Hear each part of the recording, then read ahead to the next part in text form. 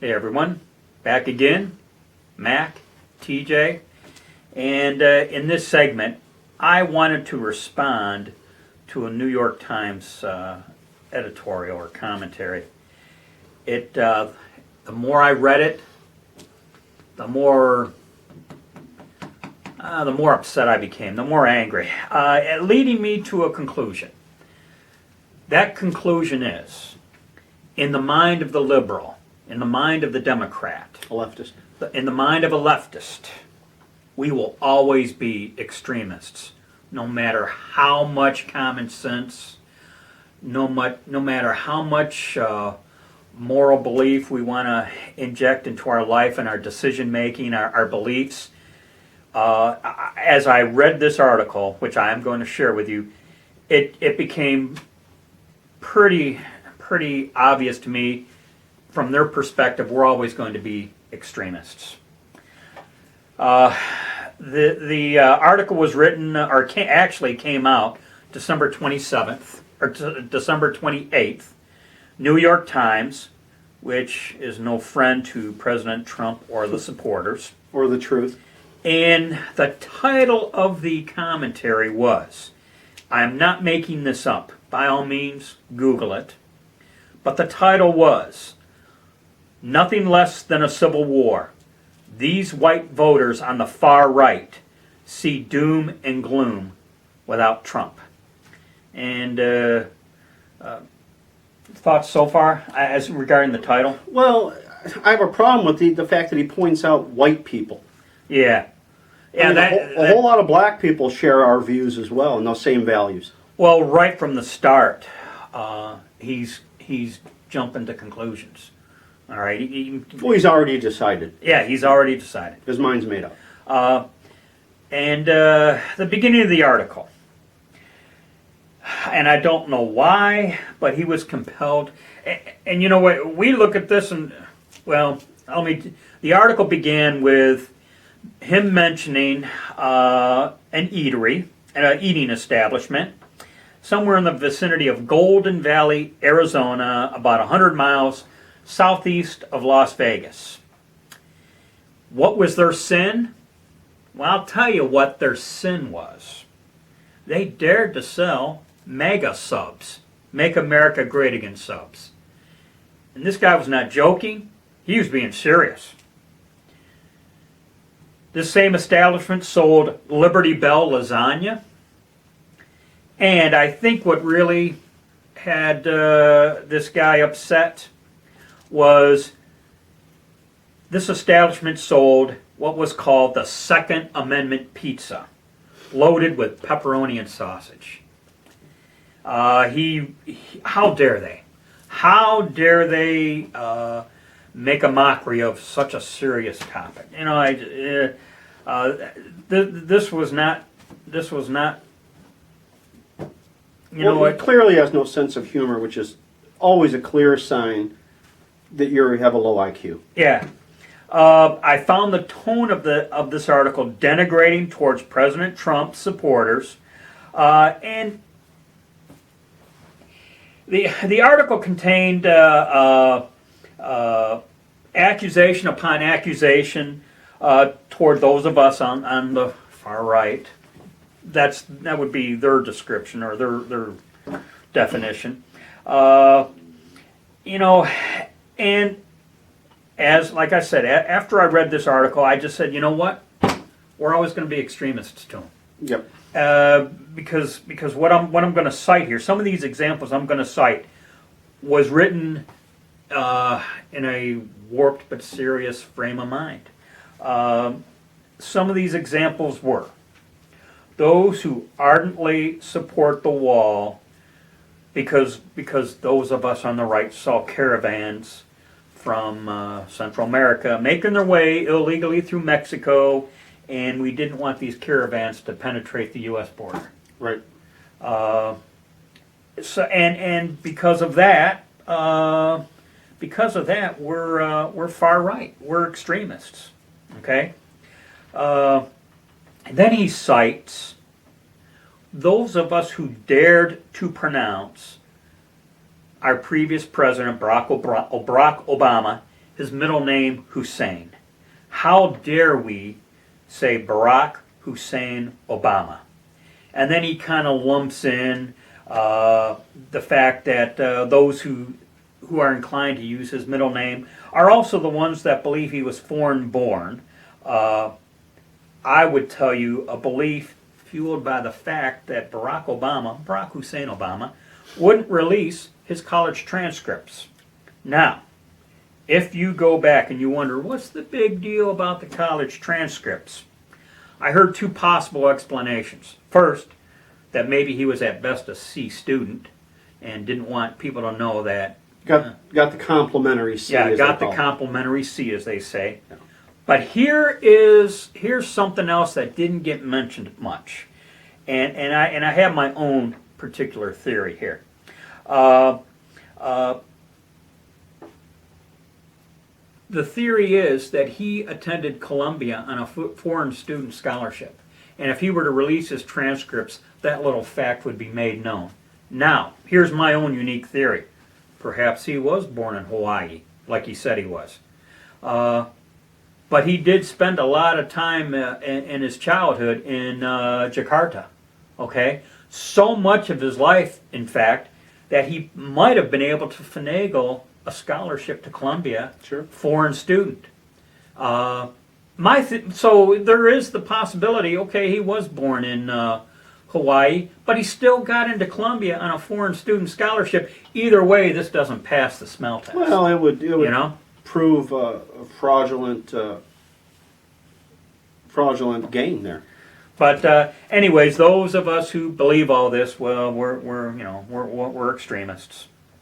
Then you have those of us who support Sheriff Joe Arpaio, which you know what? I'll side with him over a Democrat any day. Sorry, guys. Yeah, me too. You know, here's an example that really caught me off guard that I wouldn't have expected to see in this type of an article. He mentions Jesse Waters in doing a segment about the deep state, their illegal surveillance, and their inside hit job to get President Trump. The message here was, if you believe in that, well, we're far right extremists. Mm-hmm. Okay, and we know it happened. We know it happened. Well, it goes further than extremist to attack that for a moment. You're a white supremacist. You're a nationalist. Where were all these white supremacists when Obama was president? They didn't seem to exist then. I don't know. Another example given by the author here. He cites President Trump's tweets and those who love it. And I'll make a very slight confession here. At first I wasn't comfortable with his tweets, but at some point I concluded that, well, you know what? No one else is even willing to give him a fair shake, so why not tweet? Right. Why not have at it? You know? Since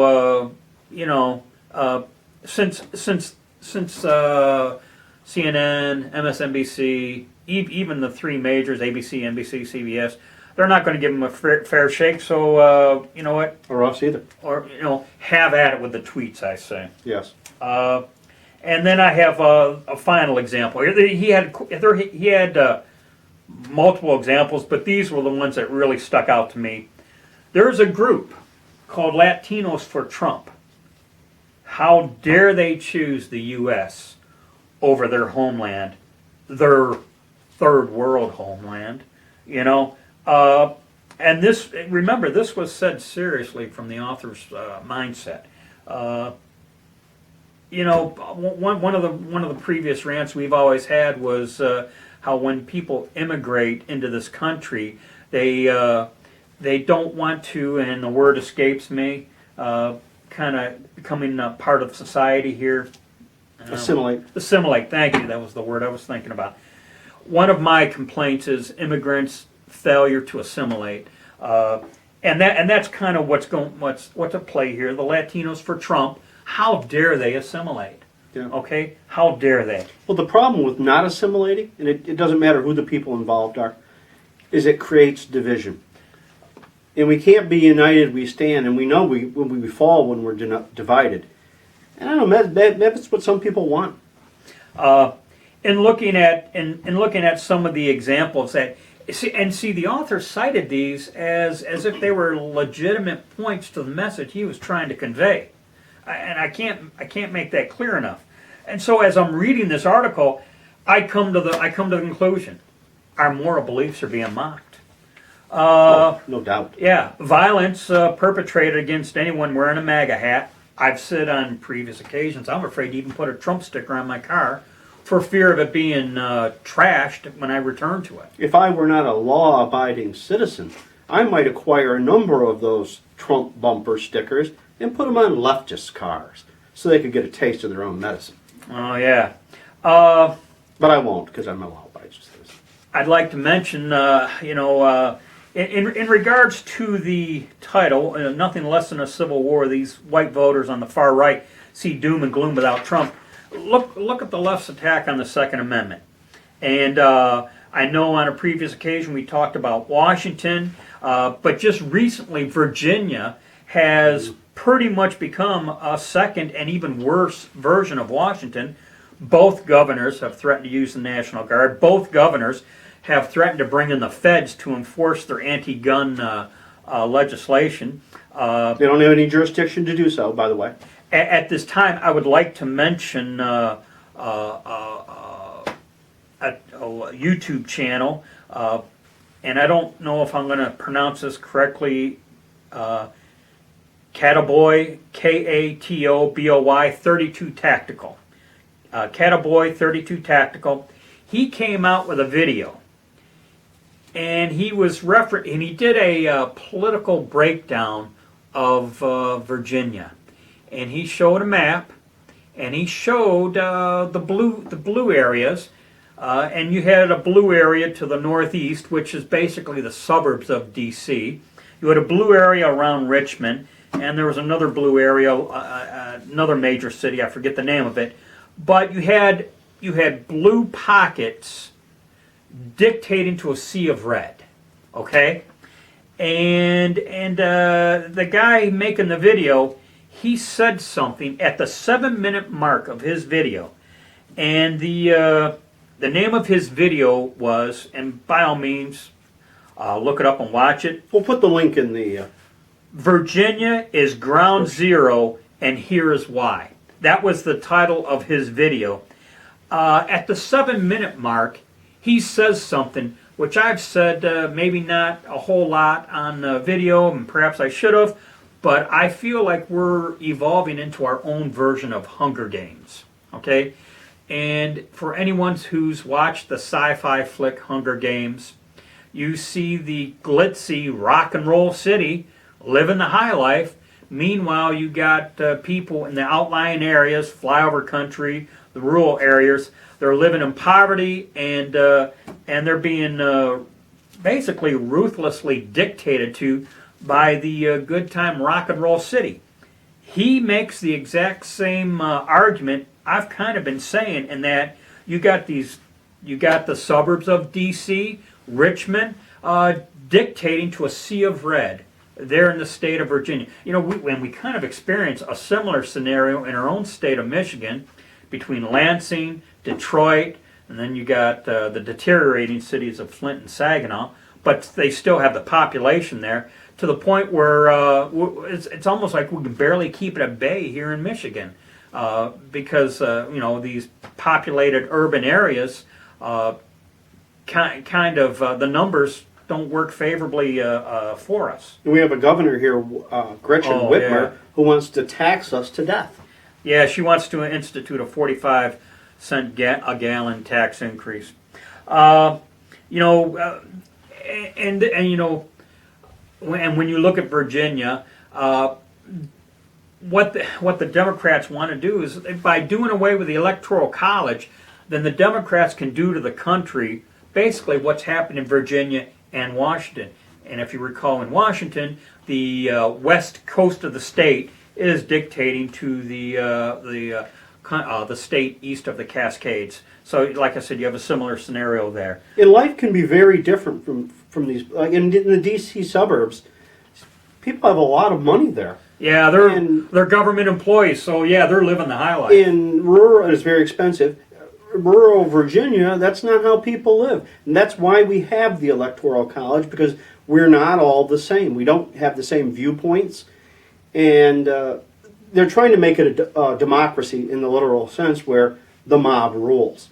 You know, and so anyone that's been paying attention to the news, you know it's full game on to impeach President Trump. I've often wondered, gee, where would we be? What kind of situation would we even be in if the Democrats controlled the Senate also? I mean, if they can willy-nilly pass impeachment in the House, then why wouldn't willy-nilly a Democrat Senate find him guilty? You Sure. know, it just these are things that concern me. I would say President Trump, the defender of our beliefs, yes, he is a flawed man, because you know Who isn't? You got the Juan Williamses out there saying that because he's been a lowlife here, or he's got a questionable situation there, therefore he must be impeached. He's a flawed man, but then again, aren't we all? You know what? Let he who is without sin cast the first stone. Right. Any final thoughts before I close? Well, we're always going to be extremist in their mind. You hear it almost exclusively when someone is mentioned as a religious person. They're mentioned as a religious fanatic. Zealot, whatever. Yeah, I mean, it's never favorable. You can bet on No, that. no.